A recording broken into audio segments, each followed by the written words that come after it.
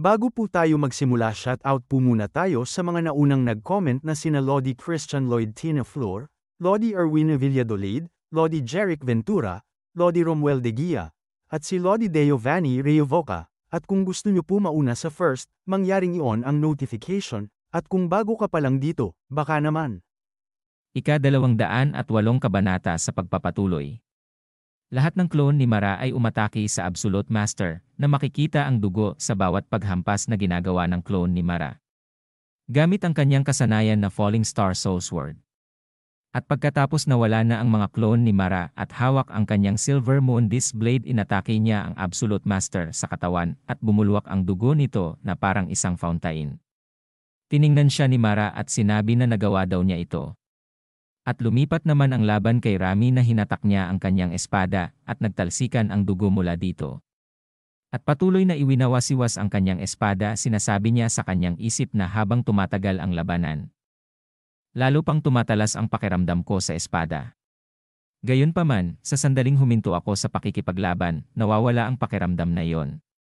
Ginamit ni Rami ang kanyang movement technique sa abot ng kanyang makakaya at tumungo sa isa pang laban, kung saan patuloy niyang ipinakita ang kanyang kahanga-hangang Sixth Sense Quick Draw. Dagdag pa niyang sinabi na bago man lupaypay ang aking pakiramdam, mas mabuting makinabang muna daw siya. At lumaban ng walang tigil. Ang dulo ng kanyang espada ay kumitil ng buhay pagkatapos ng buhay. At sa kabilang panig naman ay isang magandang babae na nakasakay sa isang higanteng puting tigre at nagkakalat sa paligid niya ng lamig ng North Sea. Ito ay si Yusil at Yuna. At napasabi pa si Hayusil sa kanyang isip na magaling. Unti-unti tayong nananalo. At sinabi niya na, Yuna, tiisin mo pa ng kaunti. At pagkatapos sinabi sa kwento na dahil kina Mara, Rami, at Hayusil, biglang napunta sa kawalan ng pabor ang Heavenly Martial Sect sa labanan. Pero hindi pa panahon para magpakampante. Dagdag pa sa kwento, habang maraming espada ang hinarang ni si Hayon na dahil ang labanan ng dalawang Peerless Master, na hindi matutulan kahit pagsama-samahin ang lakas ng lahat ng naririto, ay hindi pa nagtatapos. Green Palace Leader laban kay si Hayon. Depende. Sa magiging resulta ng laban nilang dalawa, maaaring mawalan ng saysay ang mga laban ng iba. At hinarang ni si Hayon ang espada gamit ang kanyang demonic key sa kamay. Ang 24 na espada ay kumalat sa pormasyon na pumapalibot kay si Hayon na parang isang kulungan. Gayunpaman, si Hayon ay nagawang harangan ito sa anumang paraan. Habang ang pormasyon ay lumalakas, at habang kahit ang hangin ay bumibigat at pumipigil sa kanyang buong katawan, nanatili siyang hinaharangan ang mga ito na medyo nainis. At sinabi sa kanyang isip na hindi daw siya pwedeng matalo dito. At dalawang makapal na hibla ng demonic key ang umunat mula sa kadiliman sa kanyang likuran, na tinawag niyang Vortex Thread. Nagulat si Green Palace Leader at sinabi sa kanyang isip na anong kamanghamanghang lakas. Gayunpaman, hindi na niya ito mapapalakas pa kaysa rito. Nang makita ito ni si Hayon, napasabi siya sa kanyang isip na nagsisimula ng mataranta ang walang hiya na yon. At kung ganun, ang Vortex Thread na nabigong tumagos sa pormasyon at napilitang umatras. Ngayon ay pinalabas niya ng 6 pang hibla ng demonic key, na humiwalay mula sa likod ni si Hayon. Pagkatapos, nagpares sila sa dalawa-dalawa upang bumuo ng 3 higit pang Vortex Thread, pagkatapos ay nagsalikop sa orihinal upang bumuo ng isang mas makapal na Vortex Thread. Ang mga mata ng Green Palace Leader ay kumislap nang makita ito. At naramdaman niya na ang kanyang pormasyon ay bahagyang nanginginig. At mabilis na itinikom ang kanyang mga kamay habang sinasabi niya sa kanyang sarili na hindi pa siya tapos, delikado ito. At mabilis niyang hinarang ang mga espada sa harapan niya at gumawa ng Supreme Unmatched Formation, na ipinangharang sa makapal na aura na itinapon sa kanya ni si Hayon.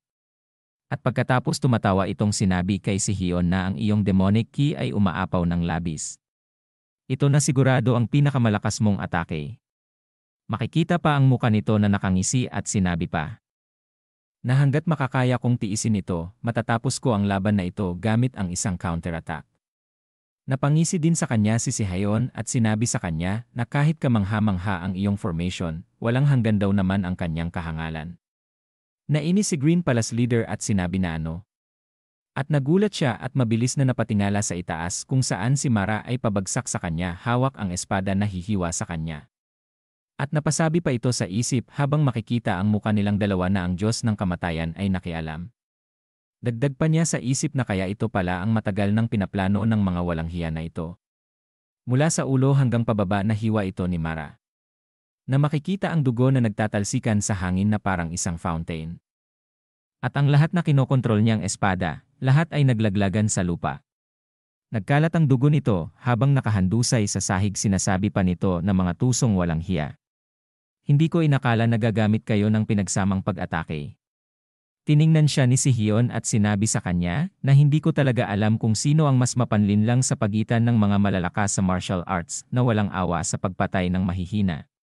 Dagdag pa niya habang nasa likod si Mara na ang mga mahihina na nagsasama-sama upang pigilan kayo. Habang tumutulo ang dugo nito sa muka, naiinis na sinabi nito sa kanyang isip na hindi ko akalaing matatapos ako sa ganitong kalagayan dahil sa lihim na pag-atake ng mga walang hiya na iyon. At sumigaw na sinabi pa nito habang desperadong ibinuka ang kamay at atake na ngayon na ganito na ang nangyari, isasama kita sa impyerno, heavenly demon. Si Heon ay biglang nag-alala.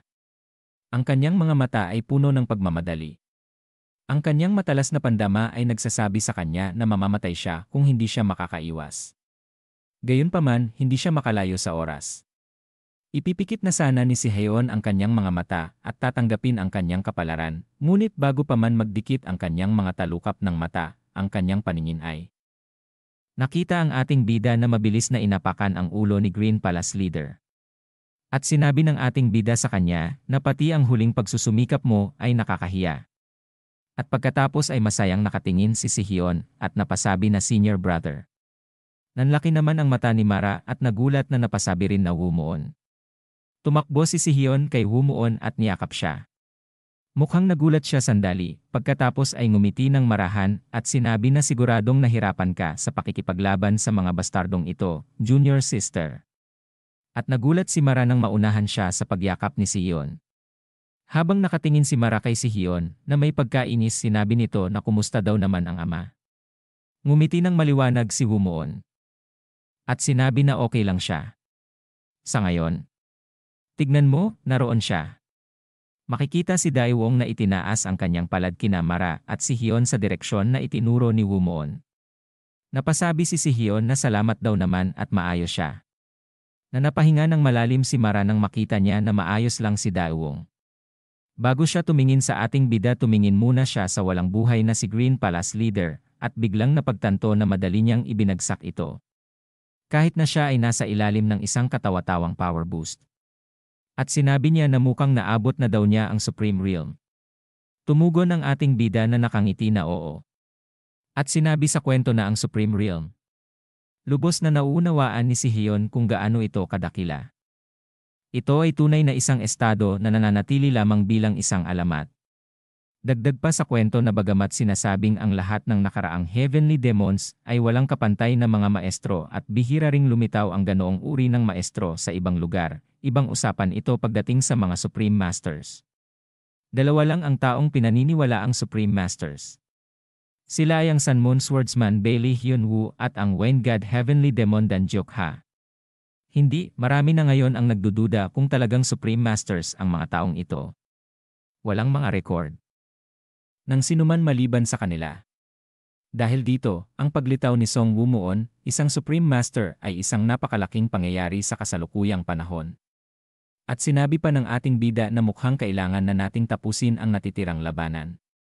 At dito na po nagtatapos ang 208 kabanata.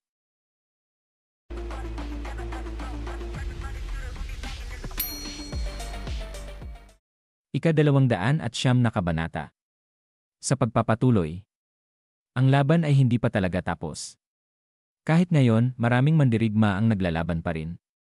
Bagamat ang pangkalahatang sitwasyon ay hindi pabor sa Heavenly Martial Sect, nananatili pa rin silang matigas ang ulo at patuloy na nagpupumiglas na nagtitiyaga salamat sa kanilang mga natatanging individual na lakas. At ang ating bida ay sumalakay sa kanila na isa-isa niyang pinanghiwa ang mga katawan ng mga ito. At lahat ng kanyang madaanan ay siguradong pupuslit na lang ang dugo sa ere katulad ng nakikita nyo. At bumalik ang ating bida sa harapan ni Mara at ni Sihyon na nakatingin lang sa kanya. At sinabi nila sa kanilang isip na sa loob ng maikling panahon na yon, tinanggal niya ang lahat ng natitirang miyembro ng Heavenly Martial Sect. At nang makita siya ng mga ito, sinabi na ang dakilang bayani na si Song ay nakabalik na. At pagkatapos malakas na sinigaw ng mga ito sa harapan ng ating bida na ang undefeatable Sword Sigs ay nakabalik na. At mabilis namang tumatakbo si Hyuseal at sinisigaw na Jeje. At mabilis na niyakap nito ang ating bida na parang isang cannonball at inilunsad ang kanyang sarili. Na sinasabi na masaya akong nakabalik ka ng buhay. Tumatawang tumugon ang ating bida na oo. At may mainit na tingin na naman si Mara sa kanila. Lumapit si Daewoo kay Mara at sinabi na tila maganda ang iyong kalagayan. Kahanga-hanga. At tumugon si Mara sa kanya at sinabi na oo. Masaya akong buhay ka. Namiss na po kita. At tumawa ng malakas si Daewoo at sinabi na mas magaling ka na ring makipag-usap kumpara sa dati. Ang laki ng iyong progreso. Mahusay. At mas nagulat pa siya nang ngumiti sa kanya si Mara at namanghang napasabi pa na imposible. Alam mo na ring ngumiti ngayon? Habang nasa likod niya si Rami, mamula-mulang sinasabi nito sa kanyang isip na Song Woo-moon. Sobrang namiss daw niya siya. Lumingon ang ating bida sa kanya at sinabi na nakita kong nalampasan mo na ang lahat. Dagdag pa na sinabi ng ating bida na salamat sa pagdating sa tamang oras.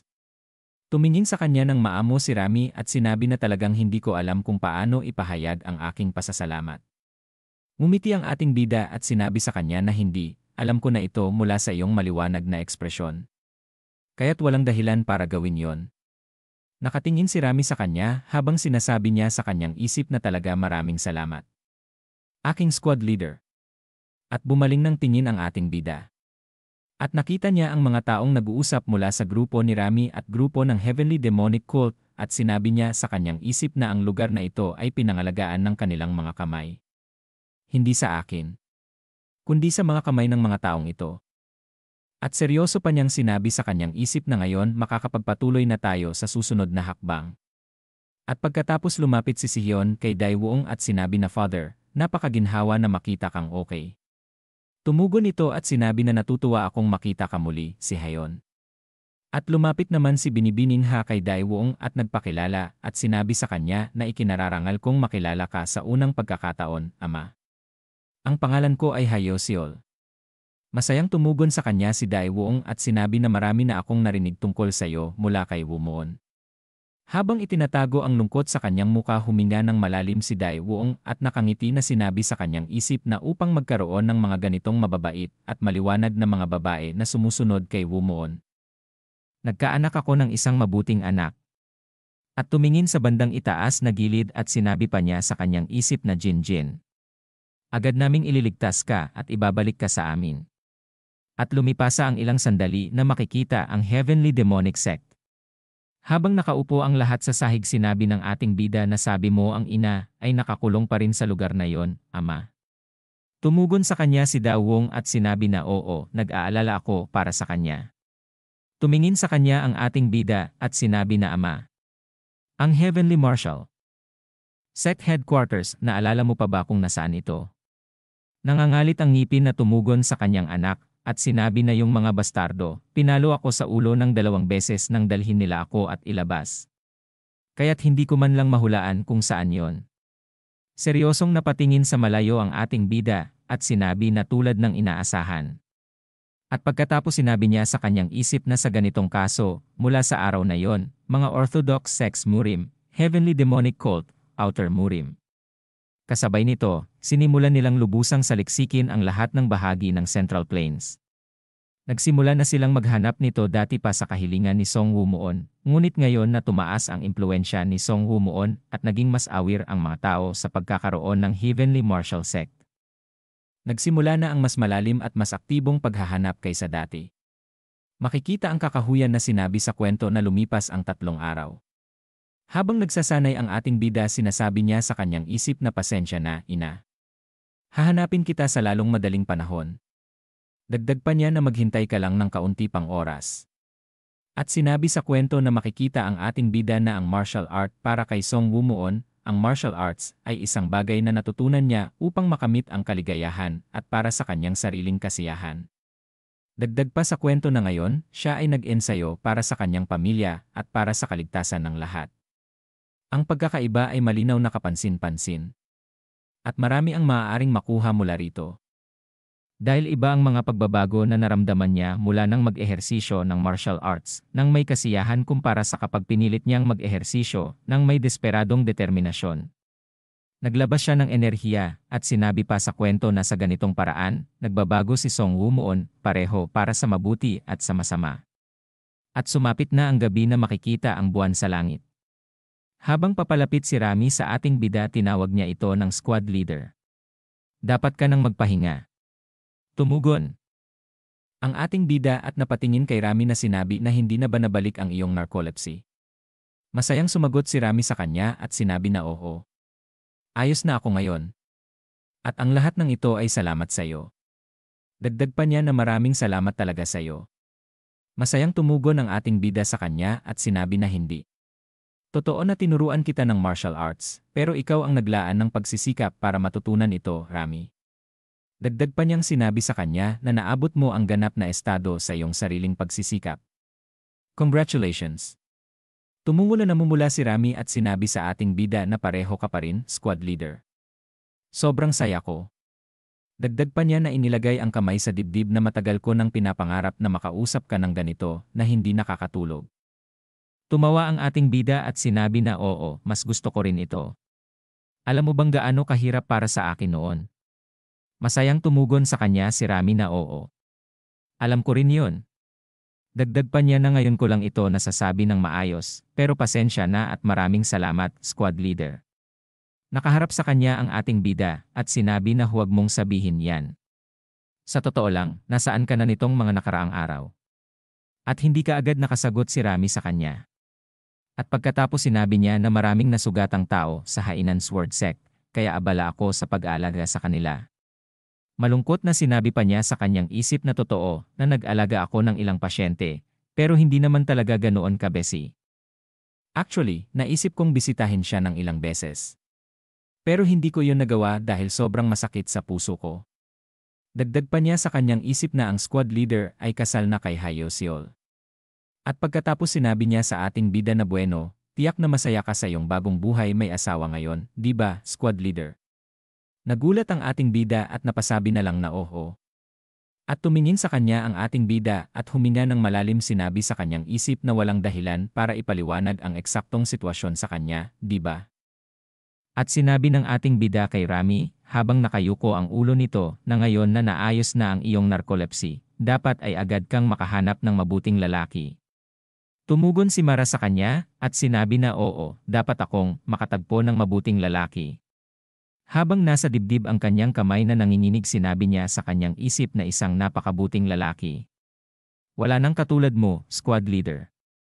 Wala nang mas mabuti pa sa'yo, Song Woo-moon. Tumingin sa ating bida at sinabi pa niya na ano ang dapat kong gawin. Squad leader. At dito na po nagtatapos ang ika-209 na kabanata.